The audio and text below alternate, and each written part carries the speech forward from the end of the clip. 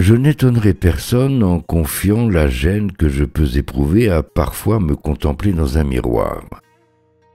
Non pas qu'il me soit difficile de pratiquer quotidiennement les opérations nécessaires au bon entretien de mes restes, mais l'exercice me trouble et m'appesantit d'état d'âme dès qu'au-delà de mes traits, mon regard me porte vers moi.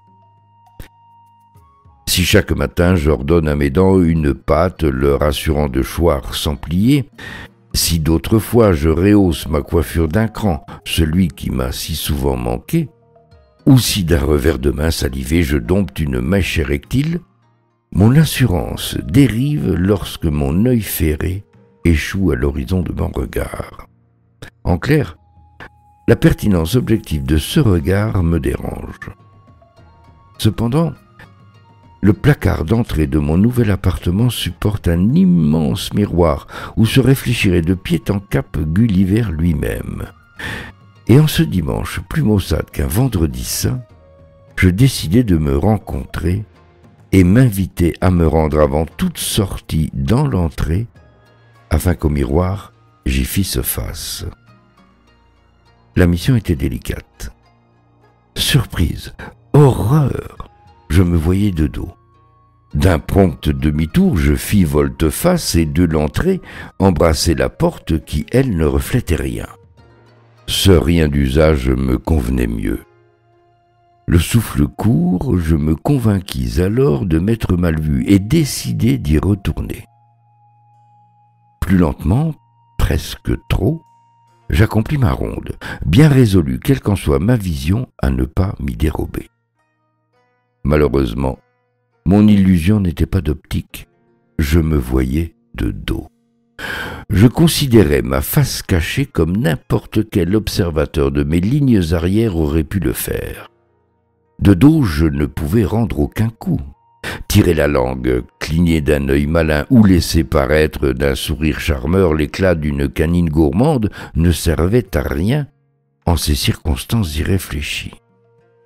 Je me précipitai dans ma salle de bain et plongeai, à la briser, dans ma glace du quotidien, du besogneux, du maquillage et du perfectible. Ouf, rien n'avait changé. Bien à sa place, mon nez trônait sur le reste et ordonnait tout autour de lui les éléments d'un visage auquel je m'étais attaché. Je reconnaissais là mes points noirs et blancs et aussi mes poils qui, de très près, dans l'intime, donnaient à ma peau l'aspect d'une pelouse malade et clairsemée. Rassuré, mais inquiet, vers l'entrée je tentai une sortie et me fis face. Le dos tourné. Le constat était terrible. Ce miroir, certainement maléfique, ne possédait de moi que mon dos et m'offrait à la vue le jamais vu.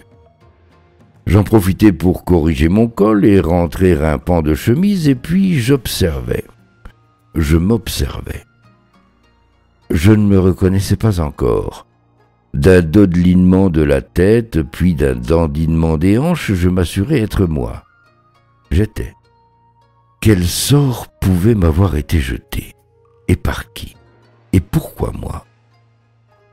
Je restais ainsi de longues minutes derrière moi à me découvrir, m'examiner, m'inspecter, tout sauf à me dévisager. L'exercice s'avéra plus pénible qu'à l'accoutumée. S'est-on jamais maté ainsi, déshabillé de son attention, désarmé de ses coups d'œil, presque nu, complètement nu?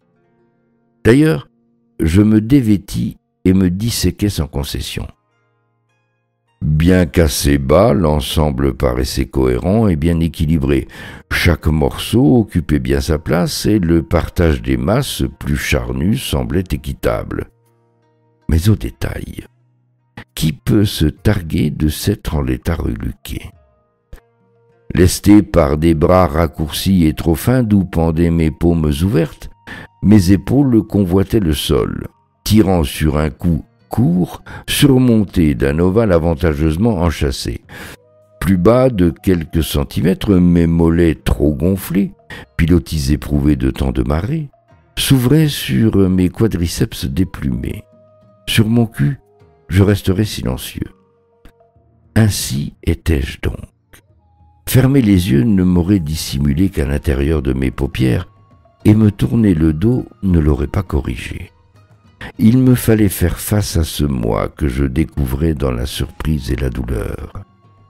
Heureusement, et nos histoires le prouvent, la nature humaine est ainsi faite qu'à l'indicible et le constant.